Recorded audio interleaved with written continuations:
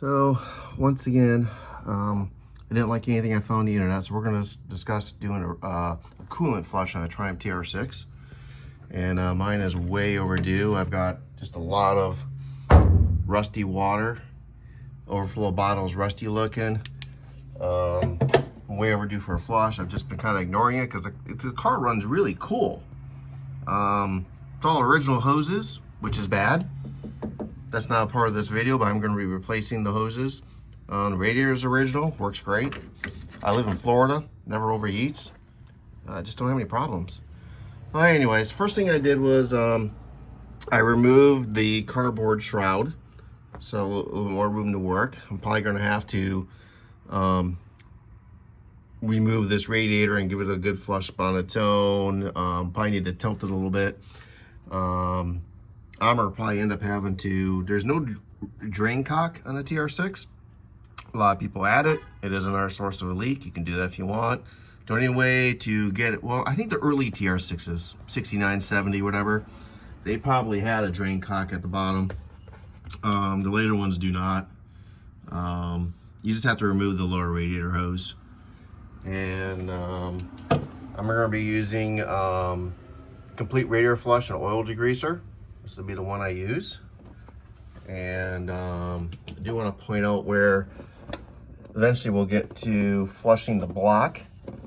And to do that, it's the bolt that's right above the solenoid on the starter. It's right there in the middle there. That's the bolt that you remove to drain the block. And if you've got headers, maybe a different starter, that may be an accessibility issue for you, but everything's stock on mine, so I won't have that problem. And so anyways, the next step is going to be to back the car out and get this rear radiator hose off, which I'm not going to attempt. I'm just going to cut the hoses because I have new ones. So I pulled my carbon canister to the side, tied it to the side. I've kept it hooked up for right now. And that involved removing the lower bolt. And I undid this bolt on this side. And I got this bolt down on this side. I haven't removed the bolt down there. Next step for me is going to be, because I want to run some cleaner through first, I need to drain the radiator and then put the cleaner in and then top it up and then run it for 5 minutes. So I can't do too much demo work right now. So next step for me is going to be to get that bottom radiator hose off or cut so I can let it drain and then install the new one. Thing you want to do is you want to remove your radiator cap, make sure there's no pressure. And then I'm going to try good old hacksaw. I need to get that line down there loose. I'm just going to try hacking on it. And then I'm going to worry about removing these clamps and stuff when it's a little bit easier to get off the vehicle. So far going pretty good. A little drywall saw too, which is cut through the old hose pretty good. I got the radiator drained out by cutting the one on the bottom. There we go. It'll work well. So I got this pipe cut out now. So it's all good. Took the overflow bottle out. I'm gonna say this is how you know when it's time to, definitely time to change your coolant. Yeah, that's nasty. So we're gonna be cleaning that up now. So with the 2 brackets and the 2 bolts removed, this thing is now loose. It'll take me 2 hands, but it'll lift straight up now. See, I'm just doing some garden hose flushing, top and bottom. You put your hand over the hole if you want, but you just do this until it runs clear. So I got this cleaned off a little bit, this cleaned off. If all your stuff's in good shape, you can ignore taking all this stuff out.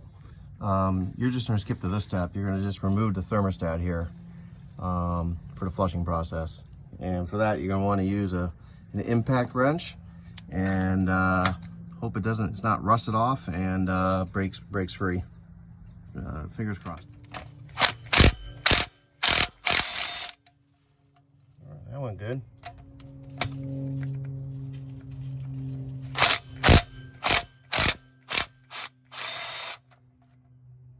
that went good too. No problems. Here's the thermostat. It's kind of rusted in there, so I'm gonna have to pry it out. Notice the orientation of it. That end goes up. The thermostat is out. And all I did was wire brush these real quick, put some of my anti-seize on it, and put it back together temporarily. I won't put the new gasket on right now, but I think it'll seal up. All right. So put everything back together, replaced a few hoses, and then I filled it up.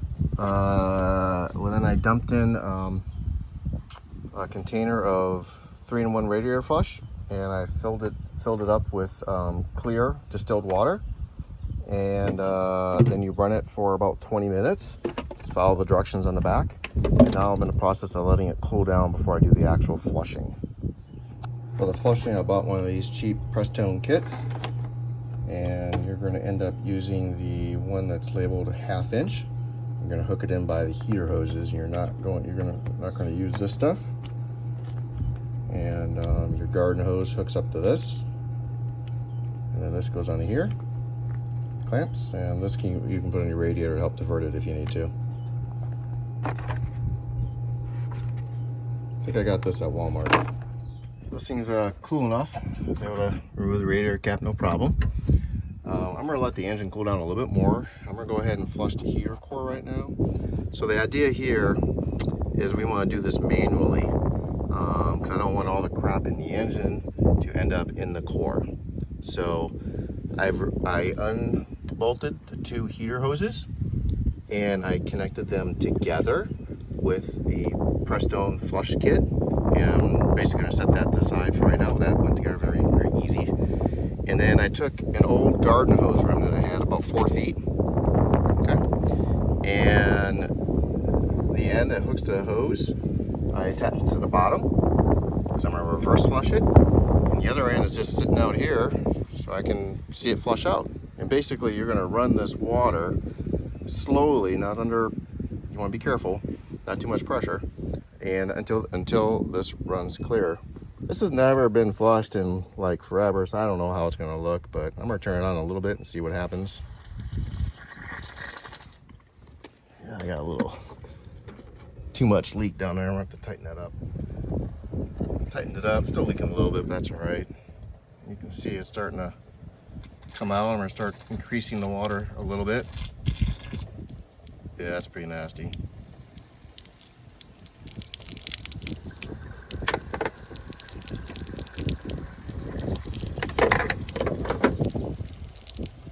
That's working. So I flushed this thing forward and backwards several times, and it's clear now. Now we want to get the drain plug for the block out. This is it here, little brass plug with a rusted washer on it. So this is located right above the solenoid. So I'm gonna stick my finger in it right now. That's right on the tip of my finger right here. And they say to have some wire in there to poke around a little bit, because sometimes a lot of debris ends up in the back of the block and it doesn't flow. So the idea is that you get that flowing. And so next step is remove the plug. Oh, that wasn't too easy. 3/8 wrench, short extension, 3/4 inch bolt socket, and I stuck it in there like this. Okay, and I have skinny arms, and I stuck my hand down here and grabbed the end of the socket, and I pulled like this, and gave my car a nice hand job, and the bolt came right out. So all hooked up.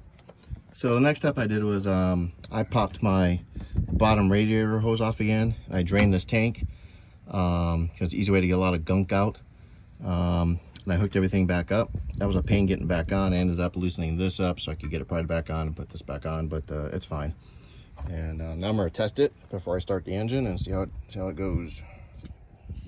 Rock it a little bit.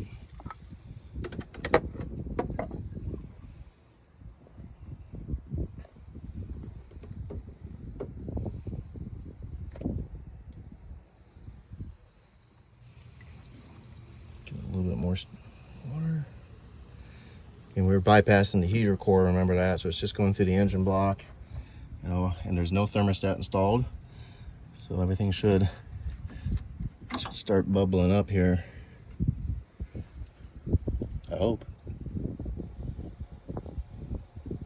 A little bit more water.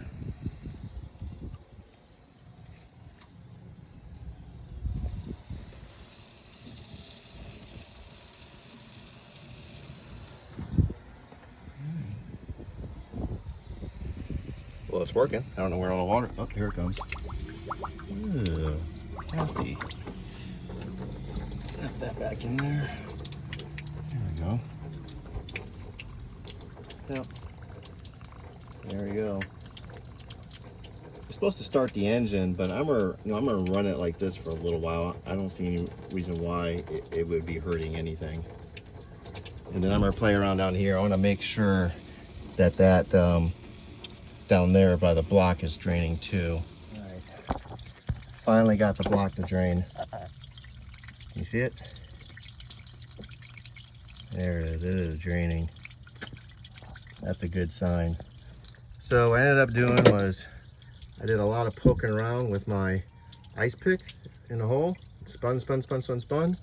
After about 5 minutes of doing that, still no water came out. So I hooked my jet washer under the hose and I stuck this right up to it. Just gave it a quick blast. And that's all it needed. And it broke free, and now the block is draining like crazy. All sorts of dirty stuff. Yeah, so I'm gonna hook this back up to here now, and I should get some better flushing now.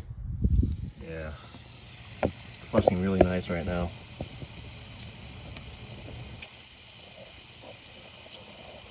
No problems. I'm coming out there now. Turn the water up a little bit. There you go. Alright. Now that everything's going, I'm probably at the point now where I can kind of start the engine and run it for about 5 minutes.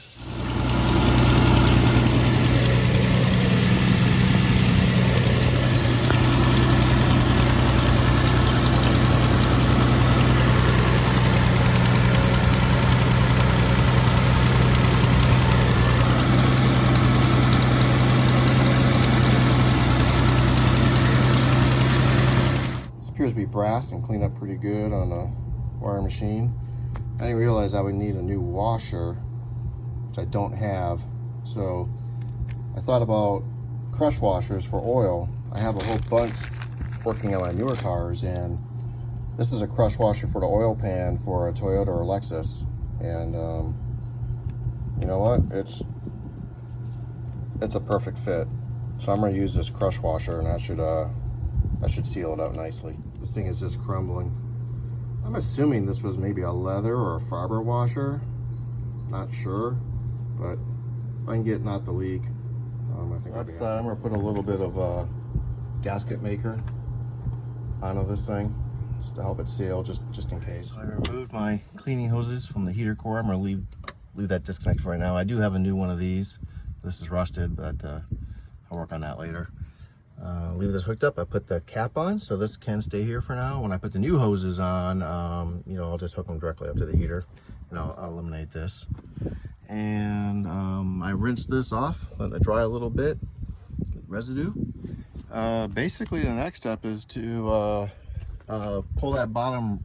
I do recommend maybe pulling that bottom hose off again if you don't have a drain tap, and get as much out as you can, and then fill it back up. So I do have a new radiator. I do have a new thermostat. I'm doing 165 degrees. I do have a new temperature sensor from England. All this stuff's working. I'm just going to put in new. And then you want to use plain old, the green stuff, Prestone antifreeze.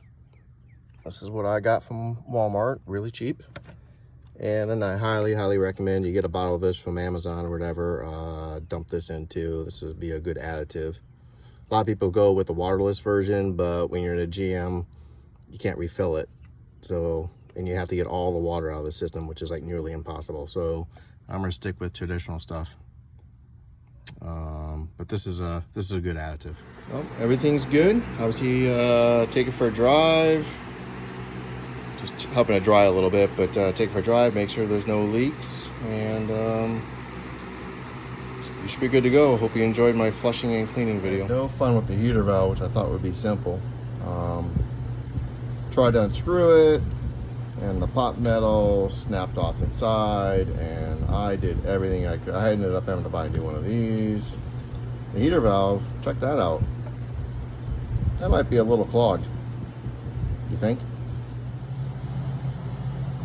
Anyways, new valve, had to reuse the stop piece, and it was actually orientated wrong. It was pointing that way, so I had to remove this rivet, turn it, put a new rivet back in. No big deal. And of course, a new adapter piece, they call it, from the Roadster factory.